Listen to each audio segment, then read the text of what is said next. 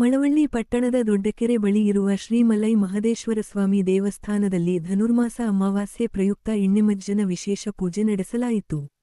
ದೇವರ ವಿಗ್ರಹಕ್ಕೆ ಹಾಲಿನ ಅಭಿಷೇಕ ನಡೆಸಿ ಹೂವಿನ ಅಲಂಕಾರದಿಂದ ಸಿಂಗರಿಸಿ ಪೂಜೆ ಸಲ್ಲಿಸಲಾಯಿತು. ದೇವಸ್ಥಾನಕ್ಕೆ ಆಗಮಿಸಿದ ಭಕ್ತರು ಸಾಲಿನಲ್ಲಿ ನಿಂತು ದೇವರ ದರ್ಶನ ಪಡೆದು ಪೂಜೆ ಸಲ್ಲಿಸಿದರು. ಈ ವೇಳೆ ನೀಲಗಾರರು ಮಾದಪ್ಪನ ಪದ ಹಾಡು ಹಾಡಿ ರಂಜಿಸಿದರು. ಇದೇ ವೇಳೆ ಹುಲಿವಾಹನ ಉತ್ಸವ ದೇವಸ್ಥಾನದ ಸುತ್ತ ಸುತ್ತಿಸಲಾಯಿತು. ಆಗಮಿಸಿದ ಭಕ್ತರಿಗೆ ಅನ್ನ ಸಂತರ್ಪಣೆ ನಡೆಸಲಾಯಿತು.